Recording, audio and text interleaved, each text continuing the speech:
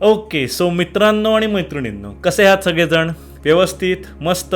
मी सुद्धा मस्त, मी सुद्धा व्यवस्थित. आज आपण एका अत्यंत महत्त्वाच्या विषयावर व्हिडिओ घेऊन आलेले आहोत. एक असा विषय ज्या विषयाच्या बाबतीमध्ये अनेक समज गैरसमज आहेत, पण ते सगळे समज गैरसमज आज या व्हिडिओमधून दूर होणार आहेत. तुमच्या बाबतीमध्ये कधी असं झालंय की आपण एखादं काम करायला जावं, ते काम पूर्ण व्हायच्या आधीच काही जणांना सांगावं आणि त्यानंतर ते काम होतच नाही. उदाहरणार्थात समजा तुम्हाला एखाद्या कॉलेजमध्ये ॲडमिशन हवी असेल, एखाद्या कंपनीमध्ये जॉब हवा असेल, अशा वेळेला आपण त्या कॉलेजमध्ये ॲडमिशनसाठी ट्राय करत असतो, त्या कंपनीमध्ये जॉबसाठी ट्राय करत असतो, इंटरव्ह्यूला जाऊन आलेले असतो किंवा आत्ताशी रिझ्यूम पाठवलेला असतो आणि काम पूर्ण व्हायच्या आधीच आपण काही जणांना सांगतो की मी असं असं काम करतोय आणि लोकांना सांगितल्यानंतर आपलं ते काम होतच नाही. त्या कॉलेजमध्ये ॲडमिशन मिळतच नाही, त्या कंपनीमध्ये आपल्याला इंटरव्ह्यूलाच बोलवत नाहीत किंवा इंटरव्ह्यूला जाऊन आल्यावर देखील आपल्याला जॉबसाठी आपलं सिलेक्शन होत नाही. अशा वेळेला आपल्या मनामध्ये येतं की असं का झालं, असं कुणामुळे झालं? मी तर माझ्या परीने 100% प्रयत्न केले होते, तरीसुद्धा असं होण्यामागचं कारण काय? आणि मग अशा वेळेला आपल्याला येऊन कोणीतरी सांगतं की अरे कदाचित कोणाची तरी नजर लागली असेल. काम व्हायच्या आधीच आपण जेव्हा सगळ्यांना सांगतो तेव्हा मग कोणाची तरी नजर लागल्यामुळे कदाचित ते काम झालं नाही, असं असू शकतं, असं आपल्याला काही जण सांगतात. त्याचबरोबर बऱ्याचदा असं देखील होतं की आपण आपल्या आयुष्यातली एखादी छान गोष्ट कोणाला तरी सांगतो आणि त्यांना सांगितल्यापासून आपली ती छान गोष्ट छान राहतच नाही, त्या गोष्टीमध्ये काहीतरी बिघडायला सुरुवात होते. अशा वेळेला देखील आपण अनेकदा म्हणत असतो की कदाचित कोणाची तरी नजर लागलेली असेल. पण खरंच या सगळ्याच्या मागे काय कारण असू शकतं? खरंच नजर लागणं असं काही असतं का? हे सगळं होतं, असं बऱ्याचदा घडतं. एखादं काम आपण करायला जावं, ते त्याच्या आधीच लोकांना सांगावं आणि ते काम होऊच नाहीये, असं अनेकांचं अनेकदा झालेलं आहे. आपल्या माहितीमध्ये असं घडलेलं आहे, हे होतं, हे मात्र खरं आहे. पण यामागे नेमकं काय कारण असू शकतं? खरंच कोणाची तरी नजर लागत असेल का, की त्याच्यामागे काहीतरी वेगळं कारण असू शकतं? तर सगळ्यात पहिल्यांदा समजून घेऊयात की नजर लागणं म्हणजे काय. अनेकदा असं होतं की आपल्या आजूबाजूला अनेक प्रकारची माणसं असतात, त्याच्यामध्ये दरवेळेला सकारात्मकच माणसं असतील असं नाही. अनेकदा नकारात्मक माणसं देखील आपल्या आजूबाजूला असतात. नकारात्मक माणसं म्हणजे अशी माणसं ज्यांच्या स्वभावाचं मूळ जेलसी हे आहे, मत्सर हे आहे. म्हणजे आजूबाजूच्या कुठल्याही व्यक्तीचं चांगलं घडलं असता अशा लोकांना जेलसी व्हायला सुरुवात होते, अशा लोकांना ते सहन होत नाही. आता यांच्या आयुष्यामध्ये काहीतरी नकारात्मक होत असतं म्हणून इतरांच्या आयुष्यात सकारात्मक घडलेल्या गोष्टी यांना सहन होत नाहीत असं नसतं. तर यांचा मूळ स्वभावच असा असतो की त्यांच्या आयुष्यामध्ये सगळं अलबेल जरी चालू असलं, सगळं व्यवस्थित जरी चालू असलं, तरीसुद्धा आजूबाजूच्या लोकांच्या बाबतीमध्ये काही सकारात्मक घडलं की ही लोक अस्वस्थ होतात, या लोकांना ती गोष्ट सहन होत नाही. यालाच जेलसी असं म्हणतात, यालाच मत्सर असणं असं म्हणतात. आणि मग अशा वेळेला असं म्हणलं जातं की या जेलसी असणाऱ्या लोकांची निगेटिव्ह एनर्जी आपल्यावर परिणाम करत असते आणि त्याच्यामुळे आपली कामं होत नाहीत, आपल्या कामांमध्ये काहीतरी अडचण येते किंवा आपल्या आयुष्यात काहीतरी छान चालू असतं आणि त्यामध्ये अचानक सगळ्या गोष्टी बिघडायला सुरुवात होते. मग अनेकदा रिलेशनशिपच्या बाबतीमध्ये असं होऊ शकतं की एवढे दिवस रिलेशनशिप छान चालू असतं पण अचानक त्यामध्ये काहीतरी बिघडायला लागलं, कोणाची तरी नजर लागली असेल. कारचा ॲक्सिडेंट झाला, कोणाची तरी नजर लागली असेल. एवढे दिवस तर कार व्यवस्थित होती, एवढे दिवस तर आमचा मुलगा कार एकदम छान चालवत होता, अचानक काहीतरी असं झालं, कोणाची तरी नजर लागली असेल. अशा अनेक बाबतीमध्ये आपण मग या कन्क्लुजनवर येतो की ही अशी जी माणसं आपल्या आजूबाजूला असतात त्यांची आपल्याला नजर लागलेली असेल, त्यांच्या निगेटिव्ह एनर्जीचा आपल्यावर परिणाम झालेला असेल. पण अशी नकारात्मक माणसं सगळ्यांच्याच आजूबाजूला असतात. अशी नकारात्मक माणसं सगळ्यांच्याच आजूबाजूला असतात. म्हणजे एखादी अयशस्वी व्यक्ती असेल किंवा एखादी आयुष्यातली यशस्वी व्यक्ती असेल, दोघांच्याही आजूबाजूला नकारात्मक माणसं असतात.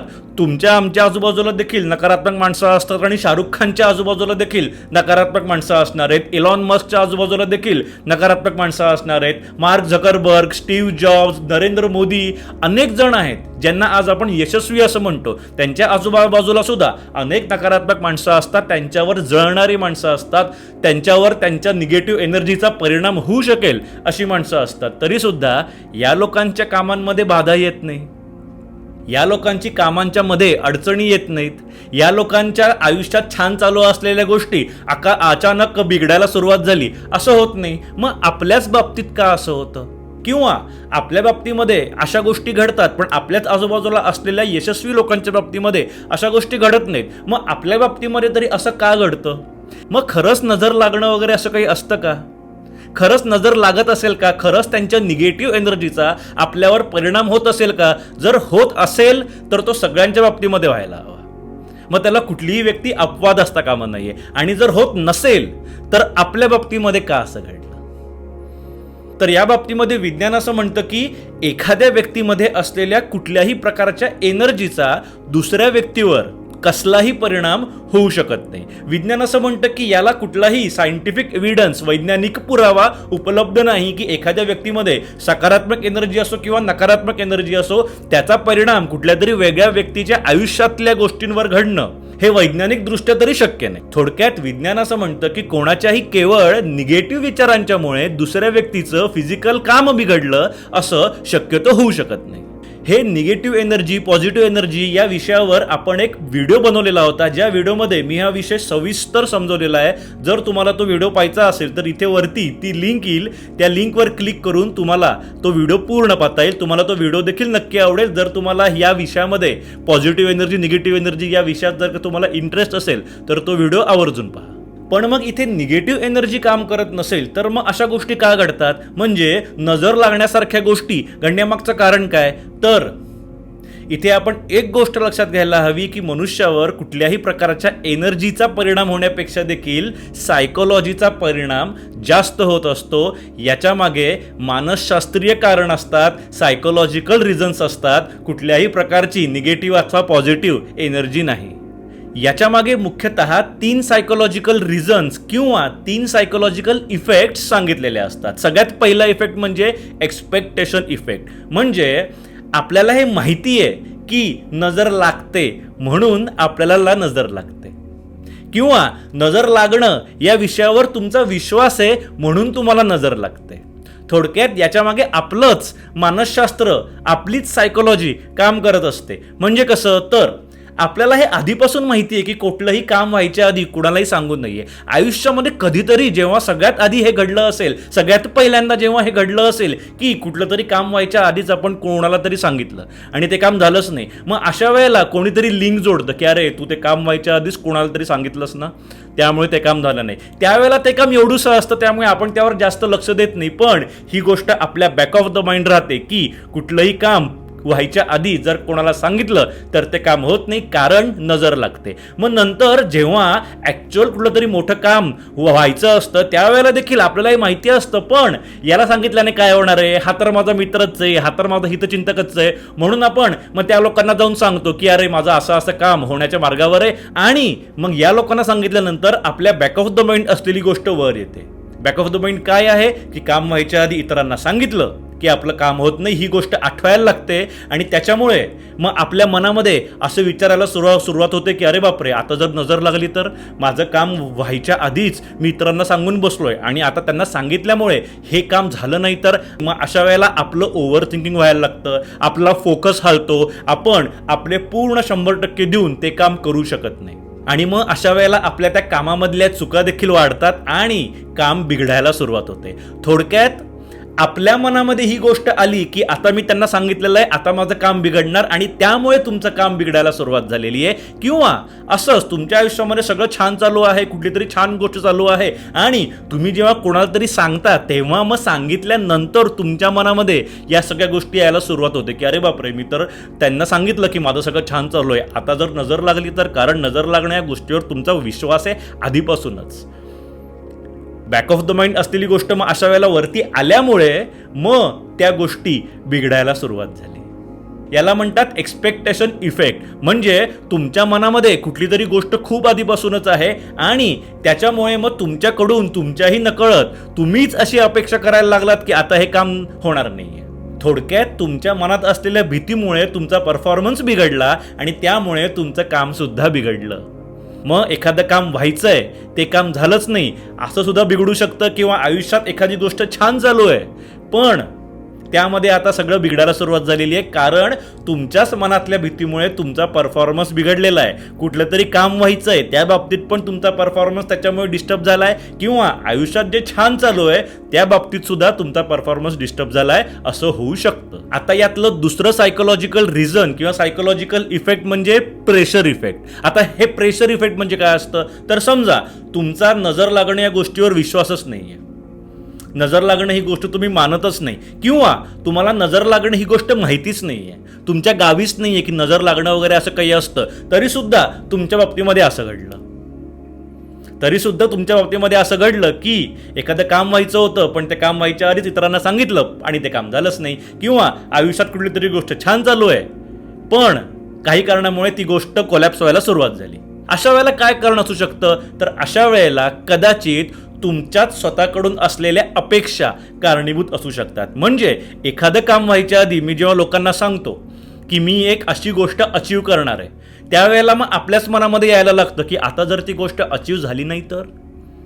मी तर सांगून बसलोय लोकांना, मी तर लोकांनाही सांगून बसलोय की मी अशा अशा कॉलेजमध्ये ॲडमिशन घेतोय किंवा मला अशा अशा कंपनीमध्ये जॉब लागतोय, हे मी लोकांना सांगून बसलोय. आणि आता जर का मला जॉब लागलाच नाही तर, माझी त्या कॉलेजमध्ये ॲडमिशन झालीच नाही तर, माझं हे काम झालंच नाही तर, किंवा आपल्या आयुष्यामध्ये एखादी गोष्ट जर का छान चालू असेल तर अशा वेळेला आपण ती गोष्ट देखील आयुष्यभर अशीच राहावी असा प्रयत्न करत असतो, ती गोष्ट कायम छानच राहावी. उदाहरणार्थ समजा मी माझ्या जोडीदाराबरोबर असलेल्या रिलेशनशिपच्या बाबतीमध्ये समाधानी असेल, आनंदी असेल, आणि त्याचं जर का लोकांना कौतुक असेल की नाही याचं रिलेशनशिप छान आहे बरं का, या दोघांचं खूप छान चालू असतं, हे जर का लोकांना माहिती आहे, तर मला असं वाटतं की लोकांना असं कायम वाटत राहावं. आणि जर उद्या ते मी मेंटेन करू शकलो नाही तर, जर का उद्या माझं रिलेशनशिप असंच राहिलं नाही तर, या प्रेशरमुळे आपण दोन्ही बाबतीमध्ये चुका करायला सुरुवात करतो. आपल्याला हे माहिती आहे की तुम्ही घेतलेल्या कुठल्याही प्रकारच्या प्रेशरमुळे तुमचा परफॉर्मन्स डिस्टर्ब होत असतो.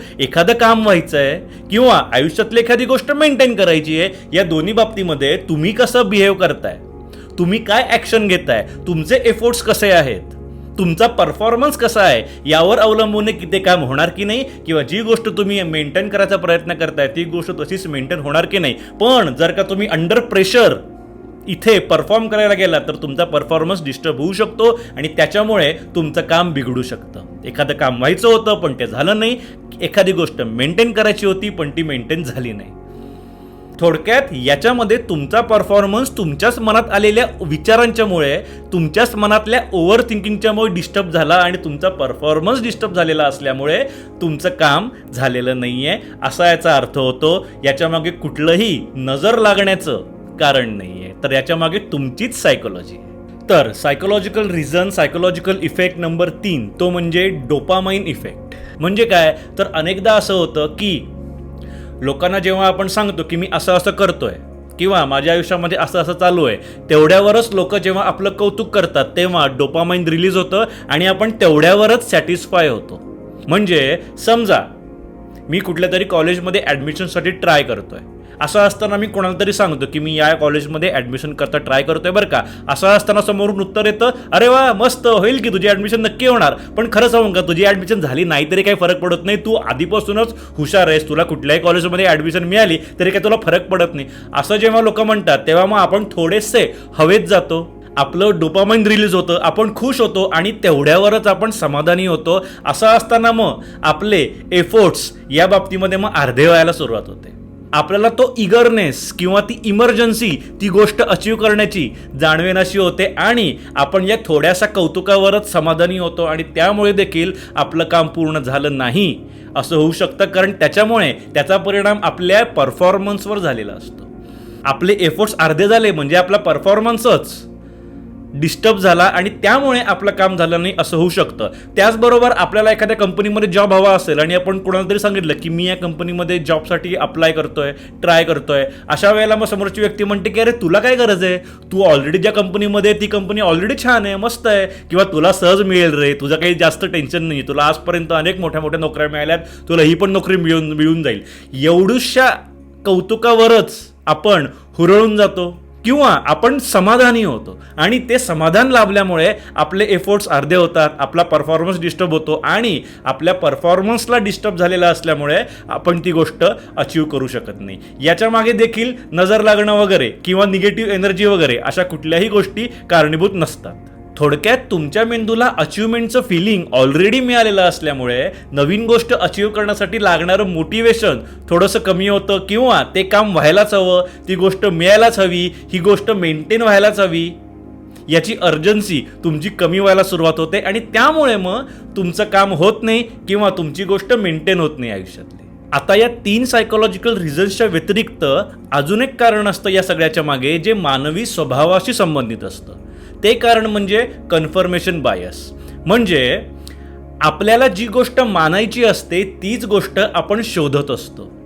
आपल्याला कोणीतरी काहीतरी सांगितलेलं असतं, आपल्याला ते आवडलेलं असतं, ते अट्रॅक्टिव्ह वाटत असतं, आकर्षक वाटत असतं आणि आपल्याला त्यावर विश्वास ठेवायची इच्छा असते. पण त्यावर विश्वास ठेवण्यासाठी खरंच आपल्या आयुष्यामध्ये तसं घडतंय का हे एकदा कन्फर्म करून पाहायचं असतं. आणि त्यामुळे आपल्याला ते मानायचं असल्यामुळे, आपल्याला त्यावर विश्वास ठेवायचा असल्यामुळे आपण अशाच गोष्टी आपल्या आजूबाजूला शोधत असतो, ज्या गोष्टी त्या विश्वासाला कन्फर्म करतील.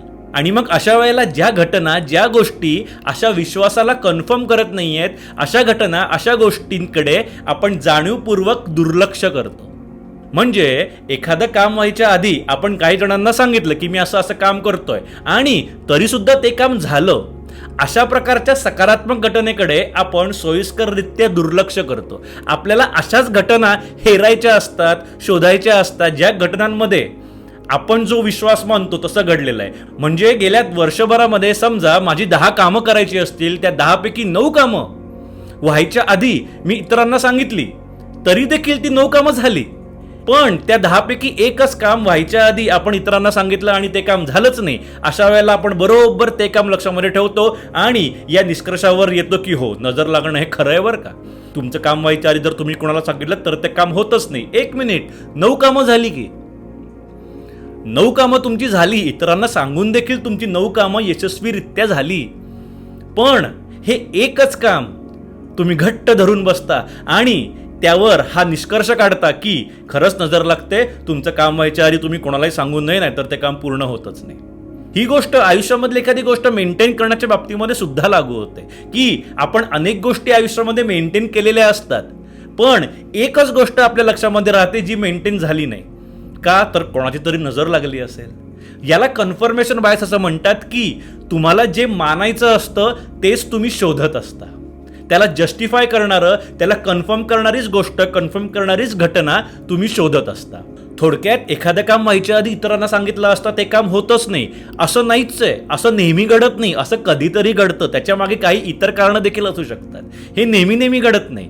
तुम्हाला ही गोष्ट मानायची असल्यामुळे, तुम्हाला अशा गोष्टींची आवड असल्यामुळे, तुम्हाला असे विश्वास अट्रॅक्टिव्ह, आकर्षक वाटत असल्यामुळे तुम्ही त्या विश्वासाला कन्फर्म करणाऱ्या गोष्टी शोधताय.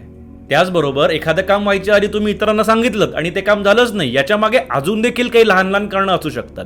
जसं की कोइन्सिडन्स, योगायोग आहे की तुम्ही कोणाला तरी सांगितलं आणि ते काम झालंच नाही, मग आपण त्या दोन्हीचं लिंक लावतो की मी यांना सांगितलं म्हणून माझं काम झालं नाही. किंवा ओव्हर कॉन्फिडन्स असू शकतो आणि तुमच्या केअरलेसनेसमुळे तिकडे काहीतरी चूक झाली, तुमच्या परफॉर्मन्समध्ये तुमच्याकडून काहीतरी चूक झाली, असं होऊ शकतं. थोडक्यात तुमच्या ओव्हर कॉन्फिडन्समुळेच ते काम झालं नाही असं देखील होण्याची शक्यता असते. त्याचबरोबर या व्यतिरिक्त देखील अनेक एक्सटर्नल फॅक्टर्स असू शकतात. वेळ चुकीची असू शकते, परिस्थिती तुमच्या विरोधात असू शकते, लोक काही वेगळी असू शकतात त्या कामाच्या इथली आणि त्यामुळे देखील तुमचं काम झालं नाही असं असू शकतं. किंवा अजून कुठल्या तरी वेगळ्या कारणामुळे तुमचंच मेंटल डिस्ट्रॅक्शन झालेलं आहे असं असू शकतं. तुम्ही त्या गोष्टीला जेवढा एफर्ट्स देणं गरजेचं आहे, जेवढा वेळ देणं गरजेचं आहे, जेवढी एनर्जी त्या कामामध्ये लावणं गरजेचं आहे, तेवढं कुठल्या तरी डिस्ट्रॅक्शनमुळे तुम्ही लावू शकला नाहीत असं देखील असू शकतं. पण तरी आपण या सगळ्या मागे कारण काय लावतो? नाही, कोणाची तरी नजर लागली असणार. मग आता या सगळ्याचा अर्थ असा होतो का की कुठलंही काम व्हायच्या आधी लोकांना सांगायला हरकत नाही? असा याचा अर्थ होतो का की कुठलंही काम पूर्ण व्हायच्या आधीच लोकांना सांगत सुटा की हो मी असं काम करतोय, असा याचा अर्थ होतो का? नाही. याचा अर्थ असा होतो की मगाशी आपण जी सायकोलॉजिकल रिझन्स किंवा सायकोलॉजिकल इफेक्ट्स जे पाहिले त्यापैकी 2 सायकोलॉजिकल इफेक्ट हे सामान्य माणसाच्या बाबतीमध्ये सुद्धा लागू होतात. म्हणजे काय तर मी कोणाला तरी सांगितलं आणि आता जर माझ्याच मनामध्ये येणार असेल की आता जर ते काम झालं नाही तर लोक माझ्यावर हसतील, आता तर मी लोकांना सांगून बसलोय. याच्यामुळे जर का तुमचा परफॉर्मन्स डिस्टर्ब होणार असेल, या प्रेशर अंडर जर का तुम्ही परफॉर्म करणार असाल आणि तो परफॉर्मन्स त्यामुळे डिस्टर्ब होणार असेल तर कदाचित त्याच्यामुळे तुमचा रिझल्ट देखील चुकीचा येऊ शकतो. मग त्यापेक्षा कोणालाही न सांगितलेलं चांगलंच ना. आणि त्याचबरोबर मगाशी आपण डोपामाइन इफेक्ट बद्दल सुद्धा बोललो होतो की लोकांना सांगितल्यानंतर लोक आपलं तोंडावर काहीतरी कौतुक करतात, जे चुकीचं असतं असं नाही, पण त्या कौतुकामुळे जर आपण हुरवून जाणार असू, आपण हवेत जाणार असू, किंवा आपण जर का समाधानी होणार असू आणि त्या समाधानामुळे आपण आपले कष्ट घेणं थांबवणार असू, आपला एफोर्ट्स अर्धे होणार असतील, तर मग यामुळे सुद्धा आपलं ते काम होणार नाही. म्हणजे याच्या मागे नजर लागणं हे कारण जरी नसलं तरी काहीतरी सायकोलॉजिकल कारणं आहेत ना. सो ती सायकोलॉजिकल कारणं जरी असली तरी सुद्धा त्याच्यामुळे आपलं काम अर्धवट राहतंय, आपलं काम आपल्या मनानुसार होत नाहीये. मग असं असताना इतरांना का सांगायला जावं काम पूर्ण व्हायच्या आधी?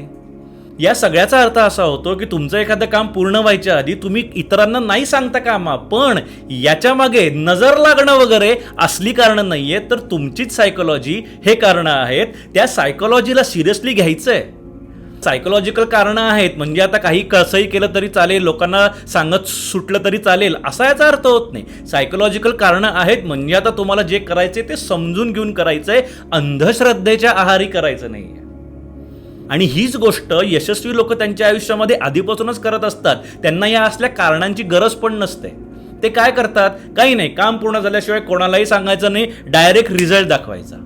किंवा ही गोष्ट आधीपासूनच ज्यांच्या स्वभावामध्ये असते अशाच लोकांची सगळी कामं व्यवस्थित मार्गी लागतात.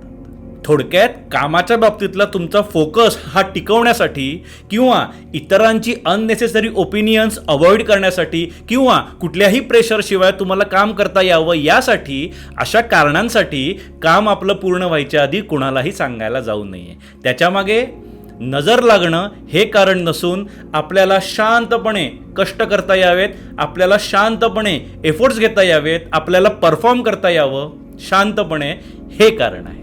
सारांश, लोकांची नजर लागण्यापेक्षा सुद्धा एक गोष्ट जास्त धोकादायक आहे, ती म्हणजे आपल्याच मनात आलेली शंका.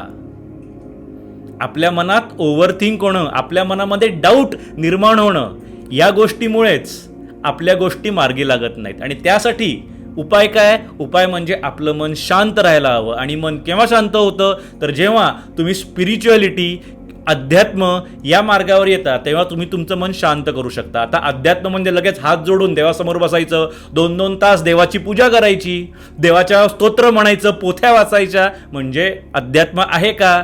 हा प्रश्न देखील आपण स्वतःला विचारायला हवा. थोडक्यात तुम्ही अशा स्पिरिच्युअल प्रॅक्टिसेस करणं गरजेचं आहे, ज्या स्पिरिच्युअल प्रॅक्टिसेसच्यामुळे खरंच तुमचं मन शांत होतं. ज्यामध्ये कशाचा समावेश होतो? तर मेडिटेशन आहे, कुठलंही प्राणायाम आहे, किंवा एखादं नामस्मरण आहे. अशा प्रकारच्या साधना आहेत ज्या साधनांच्यामुळे खरंच तुमचं मन शांत होऊ शकतं. अशा साधना जर तुम्ही करायला सुरुवात केलीत तर तुमच्या मनामध्ये स्वतःबद्दल शंका येणं, ओव्हर थिंकिंग होणं या गोष्टी कमी होतात, मन शांत होतं आणि तुम्ही तुमच्या परफॉर्मन्समध्ये 100% देऊ शकता. त्याचबरोबर आता ठरवलंय ना की काम झाल्याशिवाय इतरांना सांगायचं नाही, मग ही गोष्ट फॉलो करायला स्वतःच्या मनावर ताबा असायला हवा. ठीक आहे, कुठलीही व्यक्ती समोर आल्यानंतर सांगायची इच्छा होते अनेकांना, मनामध्ये ती गोष्ट राहत नाही, लोकांना सांगायची इच्छा होते. अशा वेळेला मनाला मागे ओढणं गरजेचं असतं, मनाला लगाम घालणं गरजेचं असतं, मनावर ताबा मिळवणं गरजेचं असतं. या बाबतीमध्ये सुद्धा आपल्याला स्पिरिच्युअलिटी म्हणजेच अध्यात्म मदत करू शकतं. जेव्हा आपण मेडिटेशन, नामस्मरण, कुठलंही प्राणायाम या गोष्टी सातत्याने आपल्या आयुष्यामध्ये करत असतो तेव्हा त्याचा फायदा हा होतो की आपण आपल्या मनावर ताबा निर्माण करू शकतो. आणि एकदा का आपल्या स्वतःच्या मनावर ताबा निर्माण झाला की मग आयुष्यातल्या अनेक गोष्टी त्याच्यामुळे सोप्या होत असतात, सॉर्ट आउट होत असतात. सगळं मग आयुष्यामध्ये छान व्हायला सुरुवात होते. कारण माणसाच्या आयुष्यातले 99% इश्यू हे स्वतःच्या मनावर ताबा नाही म्हणूनच निर्माण झालेले असतात. पण या मनाची एक असीम शक्ती अशी देखील आहे जिचा वापर करून आपण आपल्या आयुष्यातली कामं यशस्वीरित्या पूर्ण करू शकतो आणि आपल्या आयुष्यात ज्या गोष्टी छान चालू आहेत त्या मेंटेन देखील करू शकतो. आणि या मनाच्या असीम शक्तीलाच म्हणतात लॉ ऑफ अट्रॅक्शन. आणि लॉ ऑफ अट्रॅक्शनच्या अनुषंगाने येणारा एक महत्त्वाचा शब्द तो म्हणजे मॅनिफेस्टेशन. जर का तुम्हाला लॉ ऑफ अट्रॅक्शन म्हणजे काय हे माहिती असेल, मॅनिफेस्टेशन म्हणजे काय माहिती असेल, तर तुम्हाला हे देखील माहिती असेल की याचा वापर करून तुम्ही तुमची कामं पूर्ण करू शकता, तुम्ही तुमच्या इच्छा पूर्ण करू शकता आणि तुम्हाला जे काही हवं ते तुम्ही तुमच्या आयुष्यामध्ये मॅनिफेस्ट करू शकता. आपल्याला हव्या असलेल्या गोष्टी आयुष्यात मॅनिफेस्ट करण्यासाठी जे अफर्मेशन केलं जातं त्याचे 4 मार्ग सांगणारा एक व्हिडिओ याच्या आधी मी तयार केलेला आहे. त्या व्हिडिओची लिंक आता इथे येईल, म्हणजे इथे असं या साईडला तो व्हिडिओ तुमच्यासमोर येईल, ज्या व्हिडिओचं नाव आहे मॅनिफेस्टेशनचे 4 मार्ग. जर का तुम्ही देखील तुमच्या आयुष्यातल्या तुमच्या इच्छा पूर्ण करू इच्छित असाल आणि त्यासाठी लॉ ऑफ अट्रॅक्शनचा वापर करू इच्छित असाल तर हा व्हिडिओ नक्की पहा. लॉ ऑफ अट्रॅक्शन कशा प्रकारे आपल्या आयुष्यामध्ये वापरायचं, कशा प्रकारे अफर्मेशन्स करायचे असतात, कशा प्रकारे आपली सगळी कामं पूर्ण करायची असतात, हे तुम्हाला त्या व्हिडिओच्या मार्फत नक्की शिकता येईल. व्हिडिओ आवडला असेल तर व्हिडिओला लाईक करा, चॅनलला सबस्क्राईब करा आणि काही शंका असेल तरी खाली कमेंटमध्ये विचारा. तुमच्या सर्व शंकांना रिप्लाय करण्याचा आपण नियमित प्रयत्न करत असतो. त्याचबरोबर तुम्ही जर का मेडिटेशन शिकू इच्छित असाल, शास्त्रोक्त पद्धतीने मेडिटेशन कशा प्रकारे केलं जातं हे तुम्ही शिकू इच्छित असाल तर आपला मेडिटेशनचा कोर्स आहे, व्हिडिओच्या डिस्क्रिप्शनमध्ये त्याची लिंक आहे. त्या लिंकवर तुम्हाला सर्व माहिती कोर्सबद्दलची वाचायला मिळेल. कोर्सला ॲडमिशन घ्या, कोर्समध्ये आपली भेट होईलच. आयुष्य सुंदर आहे, आपल्याला अजून सुंदर बनवायचं आहे आणि त्यासाठी मेडिटेशन करणं गरजेचं आहे. सो मेडिटेशन करत राहा. Rakesh Deshpande signing off.